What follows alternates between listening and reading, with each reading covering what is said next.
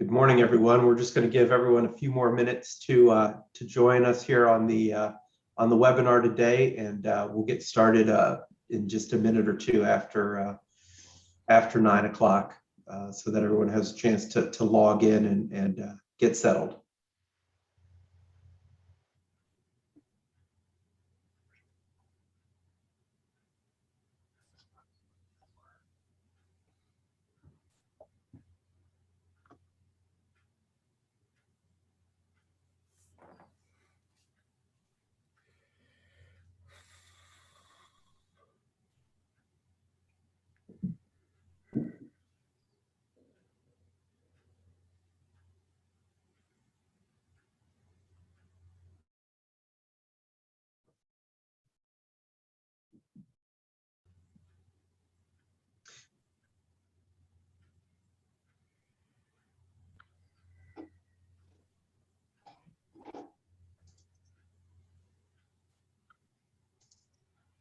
Okay, good morning, everyone. I'm going to go ahead and get started. Welcome to the Missouri Public Transit Association's educational series, making sure your security personnel are in the know. My name is Mike Foley. I'm the Assistant Director of the Missouri Public Transit Association.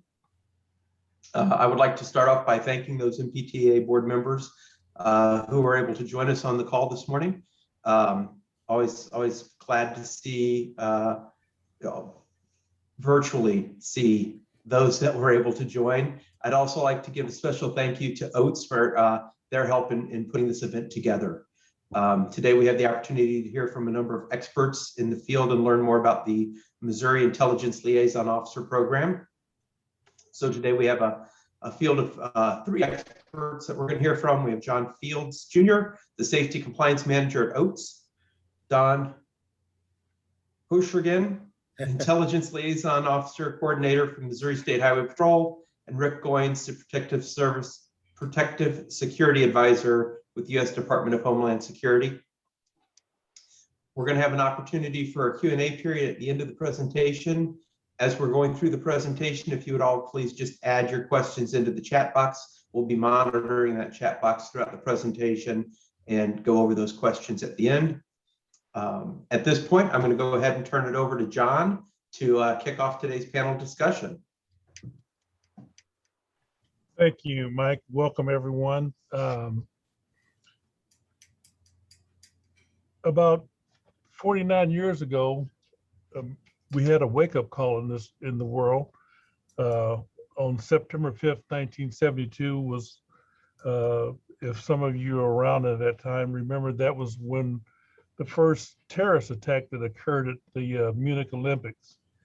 And from that time on, the world seen a new type of enemy. Law enforcement agencies, military, different organizations were trying to figure out ways how to combat this new threat that popped up on the radar. During that time, I was 17 years old, and I was less than a month away from going into the Air Force as a security specialist in the United States Air Force. And 2 years after that, I was right in the middle of it, being stationed in Europe. At that time in 1974, 1975, terrorist activity in Europe, Western Europe, in those parts of the country was very rampant. I was stationed in England, and we had IRA attacks. We had attacks from the PLO. We had attacks from groups called Baader-Meinhof, different organizations. And being an American living overseas, we would get our information from the U.S. Embassy. They would get threat information, and so they would let us know whether it was safe for Americans to go to London or whether it was safe to go to Paris because of the threats that they received. Going forward to today, it was 1994 before terrorism really kind of hit the United States with the first attack at the World Trade Center. It finally hit home, most Americans had no idea what terrorists were, what they were about.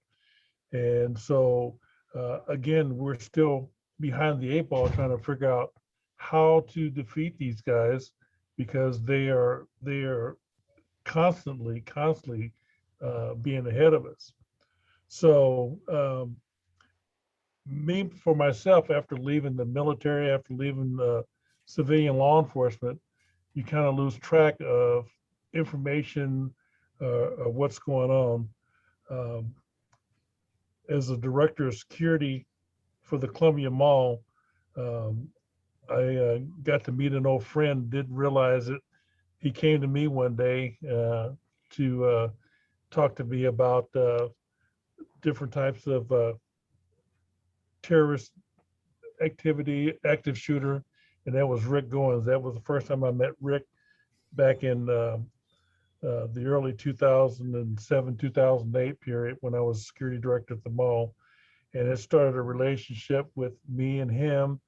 And he also got me involved in MIAC, which back in those days, MIAC, you didn't hear too much from them. So it was, you sent them information and they, like I said, very seldom heard from it. But being in this being in security, being in safety, you need actionable intelligence. You just can't run a business. You can't, us being in transportation, we just can't run this business without knowing the threats that we have out there. And people think, well, we're in central Missouri, central part of the United States. There's a lot of things that we don't have to worry about. Well, there are things you have to worry about. It happens every day. With the new terrorist liaison program that MIAC has instituted, I now get, during the day, I may get 4 or 5 emails from Dan from MIAC about different types of terrorist activities or different types of things that are going on in the world. The best thing about this is that, with my background and being able to analyze what I get, not everything that I get do we need to share with Oates or with anybody else because it doesn't apply to us. But that's where you need somebody in your organization who can sift through all the information that you get. Usually when I get anything that has to do with cyber attacks, I send that over to our IT department so they'll be aware of it. But a lot of things that we get doesn't apply to transit. So, but it's something that I keep on the back burner. That way that we can, if something does come out in the future, that we can use that information. The one thing that the one thing that I want everyone to understand is, no matter how small the information is, or how unimportant you may think it may be, each part of everything that happens is a piece of the puzzle. And you got to be able to take that piece of the puzzle. It may be a piece here, it may be a piece from St. Louis, maybe a piece from Kansas City, but when all those pieces are put together, it paints a picture of what's really going on out there. So just because you may not think it's really important at the time, it is an important step. If you go back and you look at the active shooters and listen to the after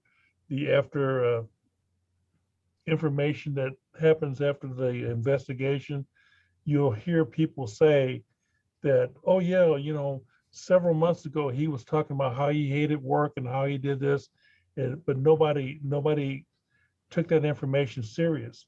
And this is the problem with people don't take information serious. And we end up having these active shooters, we end up having these people who show up. The behavior is the biggest thing that we have to be watching for. So I appreciate the fact that that I got involved with this, with the MIAC program, with the Terrorist Liaison program, because I tell you, it keeps us informed. It keeps us in the know of what's going on. And right now, I'm going to turn it over to Dan and let him explain to you the program and how beneficial it can be for you and your organization. Thank you, John, for that observation. I'm going to share my screen here.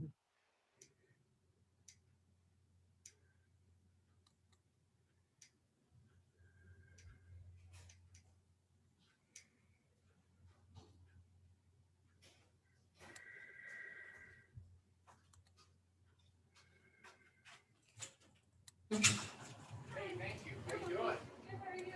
Good, my card didn't work. Hello, everybody.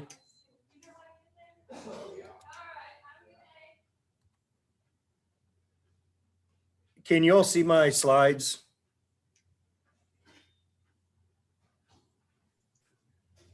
Yes, we can see them. Okay. So good morning, everybody. Thank you, John, for having me here today. My name is Dan Hershkin. I'm the Terrorism Liaison Officer Program Administrator for the MIAC. I'm glad to be part of your program today. We're going to talk today just a little bit about the new TLO program. I know when we first agreed to do this, we were called the Intelligence Liaison Officer Program, and we're now renamed the Terrorism Liaison Officer Program. It's more reflective of the expectations that we have of our TLOs and the roles and responsibilities they perform for us. So we're going to talk a little bit about our program. We're going to talk about fusion centers, and we're going to talk a little bit about the MIAC. Normally, this is a full day class, so this is just going to be an overview of the program. A big part of this class is designed to assist first responders and those of you who work in the public eye, such as you folks, with suspicious activity reporting, accessing and understanding intelligence reporting, and to encourage the sharing of information. Like many of our first responders, you in the public transit business, you're out there every day. You're uniquely positioned in your daily routine to observe suspicious activity. And we're going to talk about what activities you should be looking at concerning terrorism and raise your awareness level of behaviors associated with those activities. So there are a couple of handouts tied into this class. There's a suspicious activity reporting card that has some terrorism indicators. And there's also a terrorism liaison officer brochure. So I hope that's available to you for reference. So a little bit about our TLO program. We were created in 2014. We were created to build and strengthen our partnership with public safety and private sector partners. Our liaison network is trained to recognize and report suspicious activity and terrorist activity, and it improves our ability to safeguard our homeland. Our TLOs are a force multiplier in that regard. The program was designed to enhance information sharing and strengthen our partnerships. And like I said earlier, we did change our name to Terrorism Liaison Officer just a few weeks ago. If you hear me say ILO, it's because I haven't gotten it down yet. So I'm still having an issue with that. But so if I err that way, just understand that I'm having some issues here. So why do we have fusion centers? Because they are effective, efficient mechanisms to exchange information, thereby improving our ability to fight crime, and by merging and exchanging intelligence information from a variety of sources, and to provide situational awareness to our partners. We should always be aware of what's happening around us, right? Especially in this day and age. So you see the screen here. We all remember this day, 9/11, changed the world, changed the way we go about our business, changed the way we look at others. After 9/11, the 9/11 Commission was established, and they met, and they wanted their job was to determine what went wrong. How did we get hit and us not know anything about it? Did we have some information that could have stopped the attacks? And if we did, why didn't we share it? So one of the main things they determined was there was a massive intelligence failure. You may or may not know this, but a Maryland state trooper had stopped one of the hijackers just days before the attacks for a speeding violation, wrote him a ticket, ran his name, date of birth, no wants, no warrants, nothing. But the hijacker was on the CIA's watch list. He was also on the FBI's watch list, but the CIA did not share any information with the FBI. The FBI didn't share any information with the CIA on this hijacker, and the Maryland state trooper knew nothing. So, could a Maryland state trooper have stopped 9/11 or at least part of it from occurring? Well, we don't know, but we missed an opportunity, right? So, fusion centers were born out of that report to share information at a local, state, and national level so we don't miss any more opportunities. We're here to identify threats and share information to mitigate those threats to protect our homeland from another attack. So a little bit about the National Network of Fusion Centers. There are 80 in the United States. Some states have as many as 7. Missouri has 3. So there's a regional fusion center in Kansas City that's responsible for the Kansas City metro area and parts of Kansas. There's a fusion center in the St. Louis region in charge of the St. Louis area, metropolitan area, and parts of Illinois. And the MIAC covers the rest of the state. Now, there's no division. There are daily partners. We share relevant information and talk every day to each of these fusion centers to support intelligence activities and maintain situational awareness of the threat picture in Missouri. This partnership continues to strengthen and improve the information sharing environment, and we do all of this to make Missouri safer as the threat environment, as you know, is constantly changing. So this program's not just about law enforcement. There are a lot of partners in the TLO program.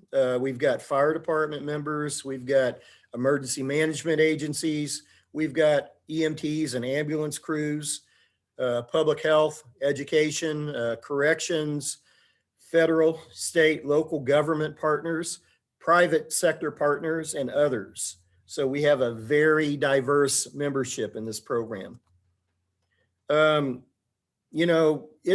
It's paramount, and this is one of the things that the 9/11 Commission had determined.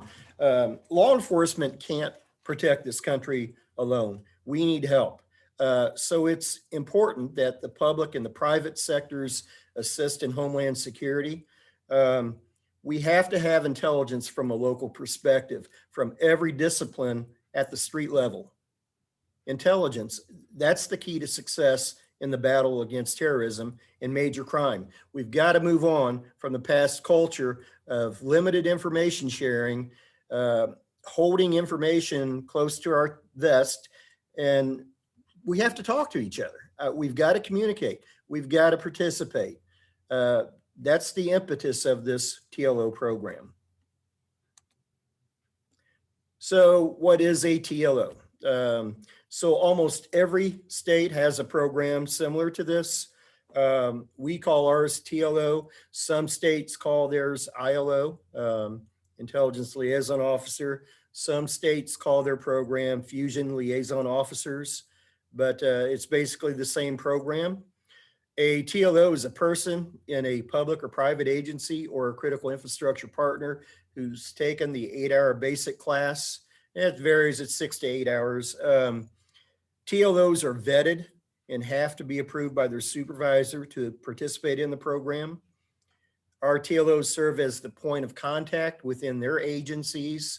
Their primary function is to help others in their own organization identify terrorism-related situations and pass information that you get from us to others in your organization. TLOs, we expect them to have a working relationship with the MIAC, and many of them do. Our TLO program is the most robust information sharing group that we have. We have trained over 1,800 TLOs. You are the best collectors of information because you come from a local perspective where you know what's going on in your area. You know what's suspicious in your area. You know your everyday. I'm sitting in an office in Jeff City. I don't know what's going on in Macon or Kansas City or Springfield, but you do because that's your area. That's your turf. You know what's out of place. So our expectations, we expect our TLOs to be able to identify and report suspicious activity to us. We expect them to educate and share Homeland Security information with their agency and their personnel. We expect them to help us with intelligence requirements. We may ask some, if you're a subject matter expert, we might ask you to help support analysis and production or maybe help teach a class. All of our TLOs must adhere to our privacy, civil liberties, and civil rights policy. That's something that's very important to us. So as a TLO, you will have access to TLO bulletins and intelligence related to major crime and terrorism, like John alluded to earlier. You're going to get information from the U.S. Department of Homeland Security, from the FBI. You're going to get joint intelligence bulletins from both agencies, from the National Counterterrorism Center, other federal partners. You'll get bulletins and alerts from the MIAC and other fusion centers. And of course, you can pass all this information along to others within your agency. I'm not going to sit here and tell you all morning about how important it is to share information and then say you can't share it. Of course you can share it with those that have a need and a right to know. So you're going to get information that other members of the public are not going to have. As a benefit, you're given TLO only items. You get the basic training. Like I said, it's a one-day class. You get advanced training and specialized training. We like to keep our TLOs abreast of emerging threats. And we do that through all kinds of training opportunities. Normally we have a yearly conference. COVID kind of destroyed that for us the last year. Not sure we'll have one this year yet. We hope to, but we always have it here in Jefferson City. We get subject matter experts. We use a lot of our ILOs to help teach the class. Always a lot of good training and a good opportunity to network and talk to other ILOs. You'll get a monthly newsletter. You get products written for TLOs only. If you're in the law enforcement field, you get post credit for attending this class. Like I said, you'll get other training opportunities and you'll get current threat reporting. And what do we get out of the deal? Well, we hope that we get a better trained and connected network to provide the kind of quality suspicious activity reporting that we need to detect, deter, and prevent crime and terrorism. So we hope we get that increased SAR reporting. We get to collaborate with private sector partners. Pre 9/11, that didn't happen. The information that we send out to you before 9/11 never would have happened. TLOs, I talked earlier, your force multipliers. We get program feedback. So if we're doing something wrong or if there's something we can do better, we get that feedback to help adjust the program. And we get the experience and the expertise of our partners. So again, we do ask, this is very important to us, that when our TLOs collect and document and report suspicious activity, that the protection of these civil rights and civil liberties and privacy is a must. We have to collect information in a lawful manner, protect the rights of citizens, make sure the information is as accurate as possible. And to that end, We won't accept any information based on any of this, folks. Nothing based on religious, political, or social views, none of this. It has to be about behavior. So some of the examples of incidents that should be reported to us include school threats, any terrorist threats, stolen items that could be used for acts of terrorism, such as large quantities of cell phones or ammonium nitrate. A few years ago, there was a group going around the western part of Missouri buying up large quantities of cell phones. And, you know, we were concerned that it was related to terrorism. It was reported, it should have been reported, and it was. It turned out to be a group buying them up to make a profit. But at the same time, there was a group running around in the same area stealing propane tanks. So you put two and two together and you think there's an IED coming and you know, there's a bomb coming. That turned out to be the meth heads collecting those propane tanks. So there was really nothing in common with the two other than the time of the reporting. But again, it's something that needed to be reported, was reported, and it should have been reported. And that's the kind of reporting we want. Any explosives or bomb-making materials you discover, we want to know about. Suspicious individuals taking pictures of critical infrastructure, important buildings, bridges, electrical substations, things that are not of a tourist nature. If you've got somebody taking pictures of a security camera, that's not a tourist nature. That's suspicious photography. So any suspicious activity or major crime, we want reported to us. So one of the handouts that I sent to you is this.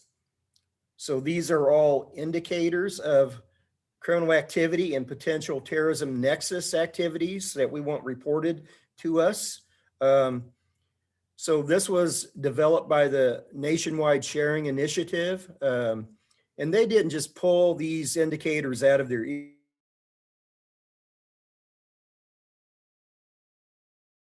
ear. They looked at attacks, were analyzed for commonalities, and these behaviors that you see here in front of you were present in other terrorist attacks. We go into more detail and talk more about these behaviors during the basic ILO class, which we present monthly right now through the WebEx platform. So keep that handout, keep it handy, stick it in your vehicle. You know, we want, this is what we want right here, folks. This is the bread and butter. These are the indicators that we're looking for. So a little bit about the Tlo class. So we have 7 modules currently. The first module, we talk about fusion centers and the MIAC like we did today. The second module, we talk about roles and responsibilities of the TLO. The third module, we talk about privacy, civil liberties, and civil rights. The fourth module, we talk about our information needs, things that we want from you, things we want reported from you. Intelligence collection. We'll talk about suspicious activity reporting. We'll also have a block on human trafficking. Human trafficking is a big thing in Missouri. A lot of people can't wrap their head around it happening here. They think it only happens in New York or Kansas, you know, Chicago or a big city, but it does happen here. It happens everywhere. So we spend about an hour or more talking about human trafficking during this class. And we will talk about critical infrastructure protection.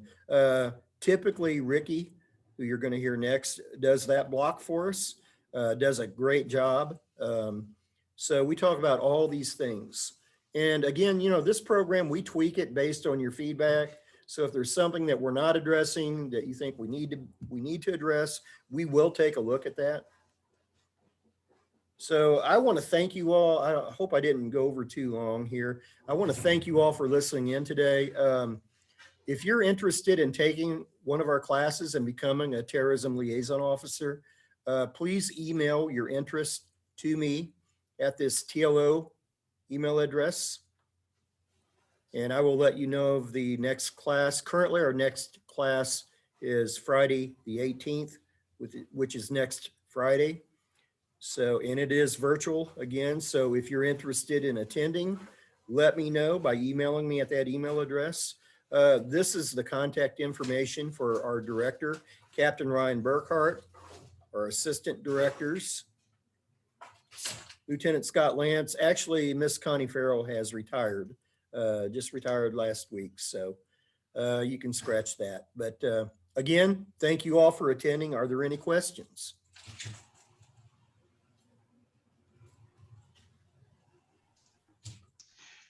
Yeah, so Dan, got a couple of questions. One, any thoughts on the ransomware attacks that have been happening recently and how local agencies can protect themselves from the ransomware attacks that have been occurring? Okay, so we have a cyber analyst. She's a cybersecurity expert. She actually works for the Missouri Office of Homeland Security, but she is embedded in the MIAC. She can address that. She has a lot of information. In fact, she puts out a distro list. So if you want to get on that distribution list and receive any of the information and intelligence she sends out, email me at that TLO email address, and I'll make sure you get on that list. Ransomware, one of the top threats. Make sure that you educate your folks on it. I don't know if you folks are familiar with it or not, but you're working on your computer and all of a sudden you get a message saying your files have been encrypted, and to get your files back, they want you to pay a ransom in Bitcoin. Some people pay that ransom. The FBI says do not pay that ransom. But some people do. A lot of health agencies have paid that ransom. So educate your folks. A lot of times these things require a human element. So as long as your folks know not to click on suspicious links, not to go in places where they shouldn't go on the web, you're taking a big step in protecting yourself there. So any cyber related questions, I'll have to defer to Angela Robinson, our cybersecurity specialist. So just shoot me your email, your contact information.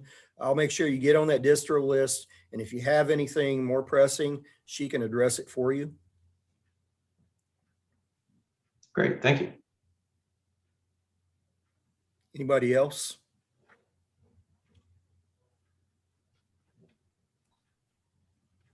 I don't see anything else in the chat at the moment. Okay, somebody's asking about the handout materials. So there's a message that the handouts will be sent to all attendees via email after this presentation today. Yes. So you will get that information. Thank you all for having me today. Thank you, Dan. Thank you, John. And where are we going to hear from Rick now? Good. Let me look at my watch. Yes, good morning. My name is Rick Goins. I'm the Protective Security Advisor for the Cyber Infrastructure Security Agency under U.S. Department of Homeland Security. We were like the field folks that were sent out here to the States. I was one of the first Protective Security Advisors working in the state of Missouri back in February of 2005. So I've been with the program since the very beginning. In Region 7, we have a PSA per state that handle every county, every city within their jurisdictions. So yeah, it's a mighty big piece to take care of all the counties, but with one person. We just recently hired another PSA to handle part of the western side of Missouri, so that might help take a load off me. But I handle from Jefferson City, kind of north and south, and then all the way out to St. Louis. With that being said, my prior time, I was in the U.S. Army where I retired. I was in special operations, so 72 countries, 3 helicopter crashes, 2 parachute malfunctions. So I was looking forward to moving back home to Missouri, where it'd be nice and quiet, get back to my home roots. And well, that's just not the picture. Worked for the state of Missouri for 3 years, setting up their Critical Infrastructure Protection Office. And then when DHS was created, and then they developed the PSA program, I came on board. So with that experience, looking at everything from St. Louis to Kansas City, all the way up to from St. Joe down to Branson, Missouri, there's a lot of things that I never knew existed inside Missouri that's good, as well as things that are some that are bad. As far as CISA goes, some of the services we provide and the people we have working with us right now, we've taken on some additional people, the cybersecurity advisors, as you just asked about some ransomware questions. So we have a cyber expert who right now we should be up to staff to have about 5 or 6 of these people. Right now we only have 1 because it is a new program. I will tell you that this week alone, we've had 3 ransomware attacks that was significant in nature. Just here in Missouri, so not including our other partners in the region, which is Iowa, Kansas, and Nebraska. With that being said, our cybersecurity advisors can go in, do assessments on cyber systems. So, we've completed one for the state of Missouri. We've completed some for different cities, different departments, could be law enforcement, and could be, of course, the private sector. That's what we're designed mostly for, is to outreach to the private sector. So the private sector just has to allow us to come in there, and we offer the services to them. So they can pick and choose what they want. Do they want us to create some type of phishing schemes or programs and development for their companies, or do they want some offsite monitoring? We can even offer some type of what we call a red cell attack. Somebody's trying to get into their systems. Those things are great services that our CSAs will be able to provide. As I said, we only have 1 on board right now. And right now our focus is on probably one of our biggest rights that we need to have, and that's voting. So we're working closely with the Secretary of State's office on looking at systems, evaluating things all the way down to the county levels on these, providing education to county clerks. So we're concentrating on that first. However, we're still working on these onesies and twosies that come up every single week, whether it's a ransomware or denial of service. So we do have the expertise out inside the field. We, in conjunction, do a lot of collaboration with Angie Robinson down at the MIAC, keep them posted. I work probably 15% of my time with the Missouri Office of Homeland Security, talking critical infrastructure issues. And understand this, critical infrastructure, to me, I'm looking at a facility that if that particular company is interrupted and or destroyed, what kind of national impacts will that have outside of Missouri? And at the same time, I'm worried about any type of infrastructure that we have in Missouri, that if it's partially destroyed or completely gone away, how does it affect the ability for Missourians to carry on their way of life? Just understand that infrastructure as a whole, when I ask city managers, when I talk to local jurisdictions and or businesses, you have to understand that that infrastructure could be a town of 5,000 people, and you have a company that employs 1,000 people in that community. That's critical, because if that goes away, everyone loses their job. So understand that that interpretation is not up to us, but we want to know what's critical in your areas. Working with the Missouri Office of Homeland Security, you can look up their name on the internet. They also have a website that you can enter in critical infrastructure for your areas. It's very important that Missouri understands what type of infrastructure is out there, as well as what type of special events are happening. Right now, Missouri is the only one that's populating a federal database that tells us, hey, we have the Strawberry Festival or the Tomato Festival happening up in La Plata, Missouri. It's a gathering of lots of people. So if we're having somebody who's saying they might target an area, whether it's an international or domestic terrorist group, and they're just looking for a gathering of people, then we need to know where those particular areas are. So if you have somebody in your communities, that's a good thing to visit and try to get those things populated inside there. We don't care if it's a gathering of 300 people or if it's a gathering of 10,000 people per day or per night. It's something that's important to have at least the knowledge and awareness. And that's basically what you have to be in a stance of awareness of what's going on.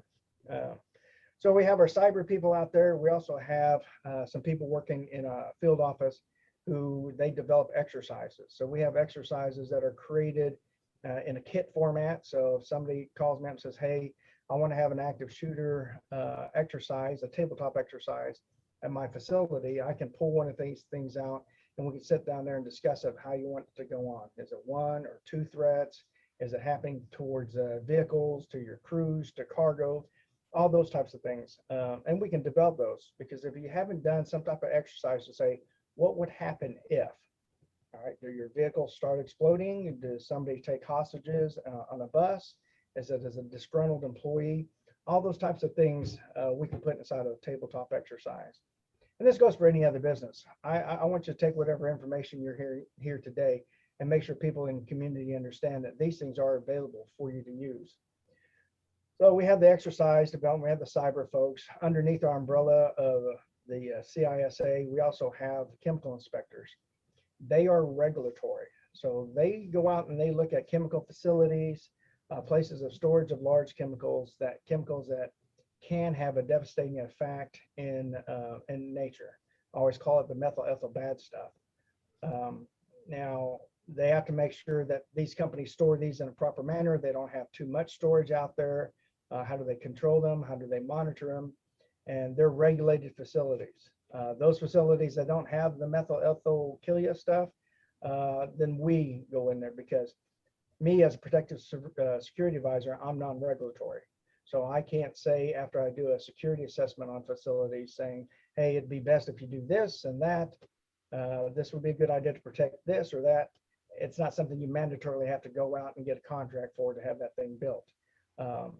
Some places don't require any type of security measures out there, as well as a high school in outside of Jefferson City may not have the same security needs as a high school in Los Angeles or inside New York. So that's something you have to consider. What exactly are the threats out there? Me as a protective security advisor, my job is to go out there and visit with the private sector, the private businesses. And it can be a church, it can be a school, manufacturing company, it can be anything out there. And all they have to do is request our services, and I'll go out there and sit with them and do an assessment.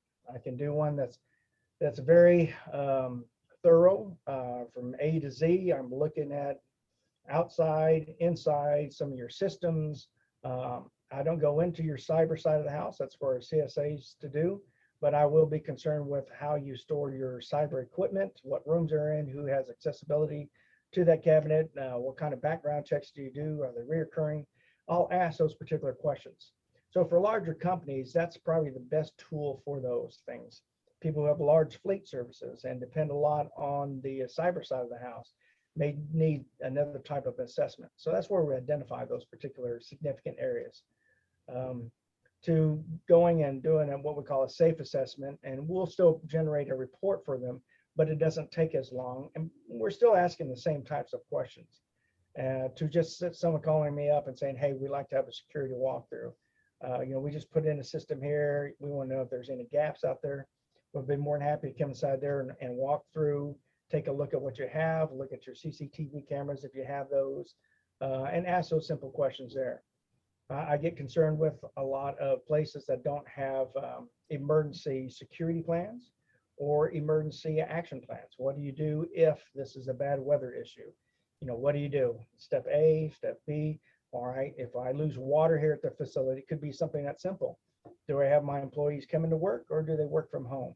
Now that everybody's proven the fact that people can work from home, that made it a little bit easier. But now let's start making plans to say, hey, this is when we're going to implement this. How do you notify those people don't come into work? Let's say that there's a threat activity that's happening at your business right now. How do you notify them? Do you have a mass notification system to alert people not to come into work because there's a threat on the premises? Do you have a central notification system inside your building that says, hey, don't go to the loading dock areas because there is a threat out there?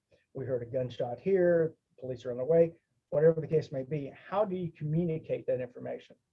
How do you handle communication within your companies or in your areas where somebody's approaching and asking suspicious questions about your facility or about your people who work there? Do you have a system in place to take them to people like John Fields and say, hey, somebody just asked us, how many drivers do we have? Do we send people to this particular company over here? Because maybe it's an attempt to target that type of vehicle or another business, or maybe some of the people that are involved in your services. So assessments is one of those big things that I do out there. Because of COVID, we're backlogged quite a bit, but right now we're engaging a lot more. We're going out and doing a lot of these physical visits, face-to-face visits. So we're opening up right now. So I've been going out every day of every week for the past few weeks now. But besides that, I do a lot of training. I'll have a company call me up and say, hey, they'd like to have an active shooter presentation. I'll go out there and it takes between an hour and a half. And I talk about the run, hide, fight programs, some options for considerations. I'll even do a walk around of the facility and ask them, what if questions. If you have somebody here, how do you notify from this point to this point? Once again, this may not be your business. It may be the place where your house of worship is, maybe where your kids go to school. So when you think about the expansion of what we could work in, just keep that in mind. We're more than happy to do those things. And like I said, right now, there's now 2 of us, but it's not a hard push not to get these presentations done out there. We used to do a 6-hour active shooter workshop where we teach people how to create emergency plans. We talked about the run, hide, fight program. Because of COVID, we ended up getting contractors to facilitate a need for us in CISA. And now it's a 2-hour virtual training. So we can accommodate, I think it's like 150 people. So they call in and they watch. They're given the access to all our resources or templates on how to write active shooter plans. They get to hear from some of the people who've been involved inside the active shooter incidents that we had in the nation, and some of those things that have worked for them to become survivors of that type of incident. So those presentations, I do training on bomb making awareness. So what suspicious packages look like, what exactly are the elements of a pipe bomb, what to look out for. You know who's requested this more than anybody else? Schools, because they want to know when they find these things inside in the lockers or in the hallways. Hey, what exactly is that? Why do we have a blasting cap over here or initiator over here? And could that possibly, we'll talk through those things. And that's a few-hour program that I can coordinate to bring here. I do a surveillance detection course that I have available to request to come into Missouri.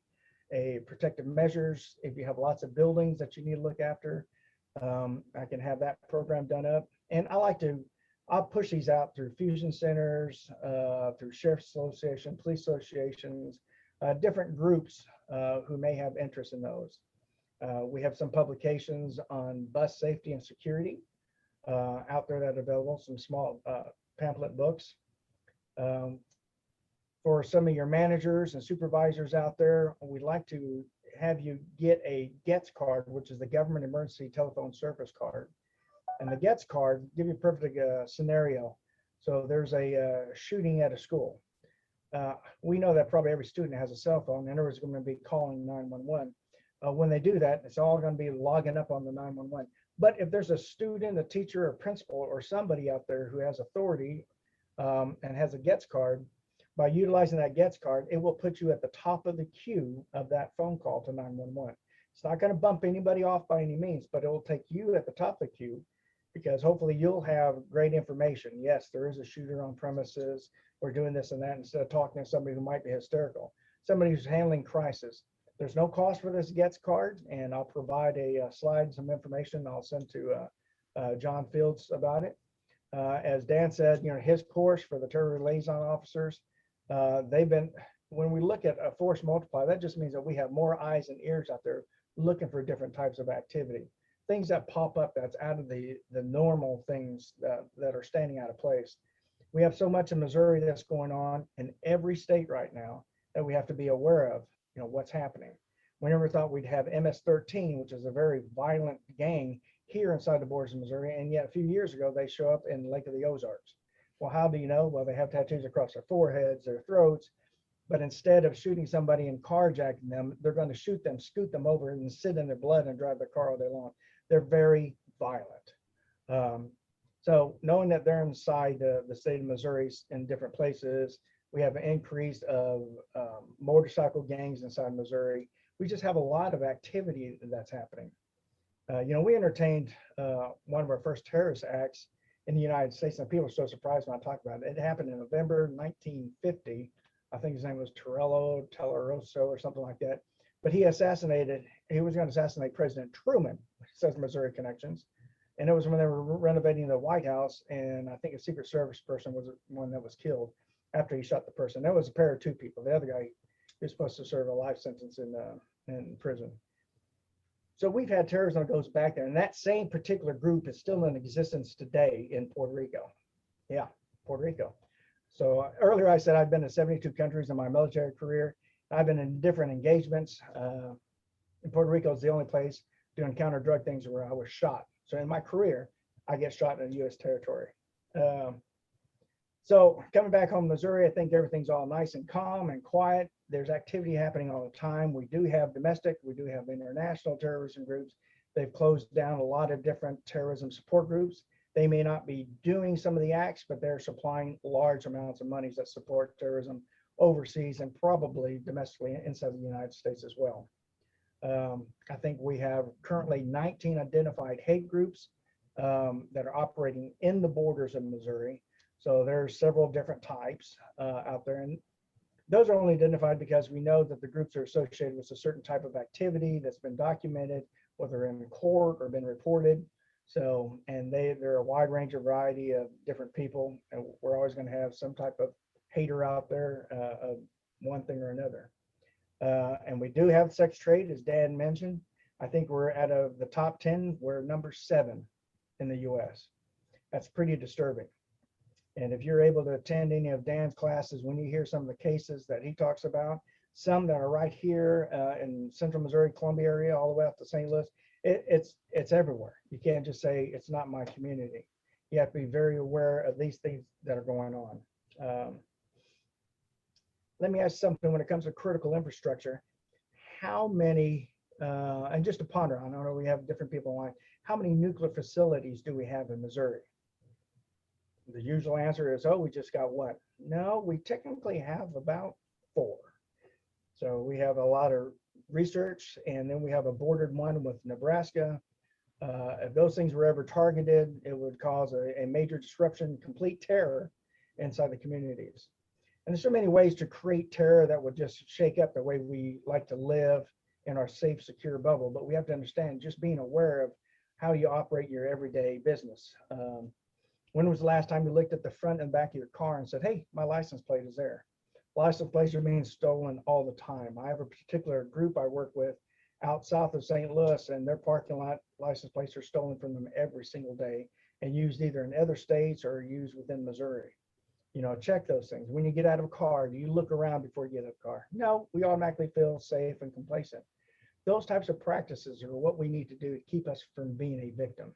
And those are some things I talk about when I visit with different communities. Let's see.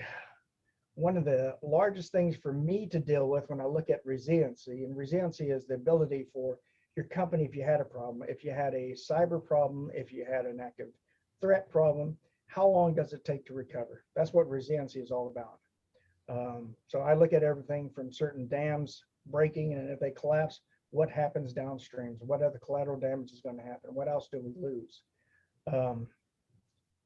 One of the biggest things that we look at here inside Missouri, and I'm going to tell you, if you don't really understand the whole enormity of it, the New Madrid Seismic Zone, which is in southeast Missouri. So the epicenter is kind of like just a little bit north of Memphis, Tennessee, or right there by the river. If it were to have a 7.6 as it did back in November of 1811, and 1811 and 1812 was when the earthquake happened. And it wasn't just one earthquake. It was a few weeks later, the same size earthquake, and then a few weeks later, another one. I think it happened 4 times. Now, it made the Mississippi run backwards, and you've heard all the stories, ring bells in Philadelphia and all that good stuff.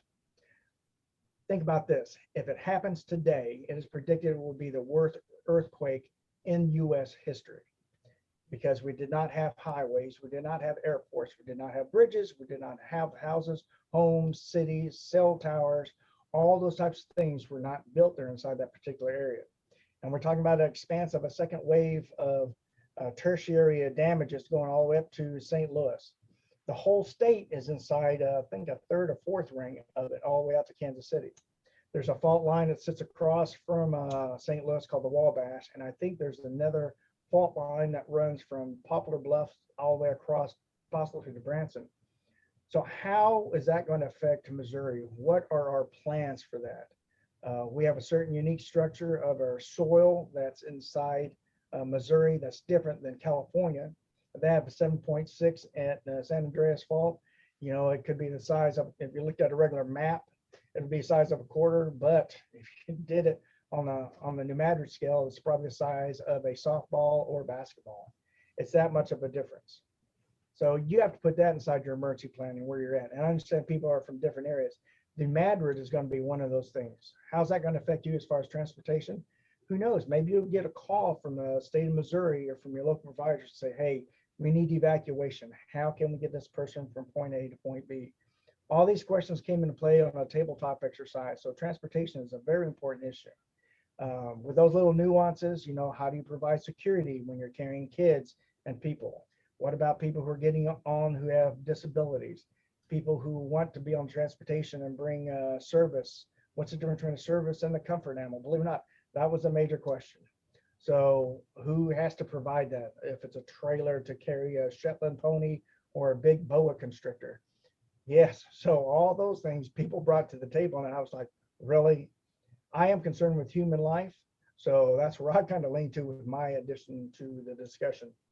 But transportation is going to be one of those large issues.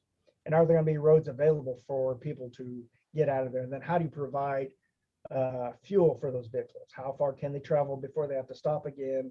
Is there feeding places? Are there hospitals? You're going to evacuate elderly? You know, there's a lot of different issues that's involved with that maybe you should look at your capabilities of your transportation systems.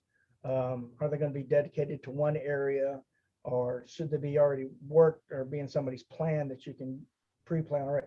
Maybe it's not happening there. Maybe it's our tornado goes through town. So think about how you can contribute if there is some type of crisis within the borders of Missouri. As I said, you know, I participate in everything from the Stanley Cup playoffs to, you know, all the good stuff like World Series.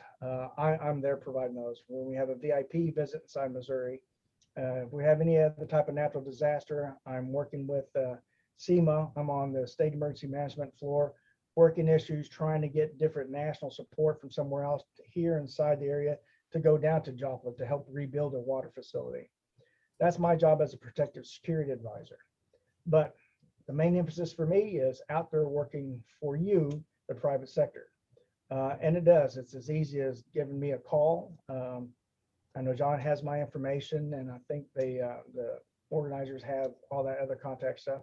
I'll provide, John, I'll shoot over a slide for the GETS telecommunication card. We also have the Homeland Security Information Network that you as transportation providers can sign on to. You'll have your own VPN access. So anytime we as DHS create a white paper saying, hey, this is your best practice here, or this is happening right now, and we post it, you'll get a ping saying, hey, please check your HSIN account. And it's a Homeland Security Information Network. And you get on there and you can join what you're associated with. So you would be the transportation sector. So anything that we've ever done in the transportation sector and special white papers talks about everything, it'll be posted there, and you can feel free to use it as you want.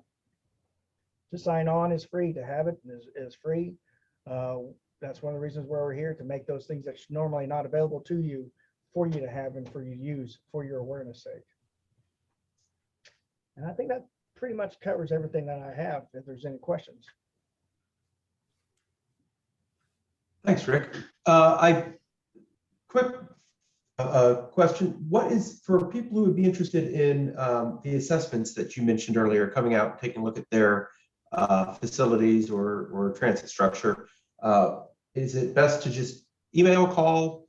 We can share your contact information. I just want to make sure we're sharing the appropriate information. Email or call. That's great. Either way works. Okay. We'll make sure we get that out to everyone then.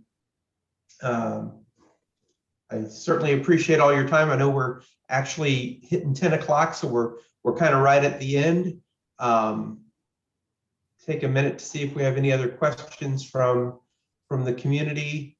Dan, I saw you posted the link to your sessions, the email, and certainly appreciate that. Human trafficking came up a couple times. We want to mention the next MPTA education series is actually a presentation on human trafficking and transit in Missouri. So That's June 23rd, and Mallory posted a link to that in the chat box as well. Take a minute to see if we had any other questions. John, I guess I'm going to ask you a quick question though. How have you seen this? How have you seen your role as a TLO help you in your role with OATS? Well, since that we're in 87 counties across the state of Missouri, it just, there's so many things going on. People are not aware, we got Department of Energy shipments across the state. We got meth labs, just like Rick said. We got different types of gangs, motorcycle gangs, the nuclear power plants, one just not even 20 miles east of us, one right here, about 2 miles west of me. So, I mean, these things help me be able to understand where there's possible problems in the state. We had some information that I passed on to our western regions about meth labs and some things going on, because a lot of our drivers travel in rural parts of the state, and where they could come across different things like that. So the information is I mean, it's priceless for people that are in my profession or in my type of. I always try to tell Dorothy sometimes, I love her so much, that you worry about the nice things and let me worry about the dark side of the world, because I mean, I've been in this business going on 49 years now, so most of the stuff doesn't scare me. It's just, I know that it's going on. I know it's out there, and so some people, if they knew what us three, Dan and Rick and I knew, they probably couldn't sleep good at night. But it's the world we live in, and we've been accustomed to that. So the things that we get, it's a big help for us in transportation. Thank you, and thank you all for taking the time today. I personally learned a lot. I'm sure all of our guests on the line did as well. We are going to get a copy of all of the handouts to the people online today. So any participants will be getting a copy of the handouts that Dan and Rick mentioned via email. We'll also make sure we include Rick's contact information and Dan's information if you want to sign up for the TLO training program or get any assessment or other information that Rick discussed. I want to make sure that you're all aware of our next education series presentation, which is again on human trafficking in transit in Missouri on June 23rd, and the 2021 Midwest Transit Conference, which is a 3-state conference with Missouri, Kansas, and Iowa, will be held in St. Louis, September 7th to the 9th. Here in St. Louis. If you are not currently a member of MPTA, please consider joining. And if you're a vendor and would like to consider sponsoring the next MPTA educational series, please contact us and let us know. Again, thank you all for your presentation today, and we look forward to seeing you in the future. Thank you. Thanks, Dan. You're welcome. Have a good day. Yep.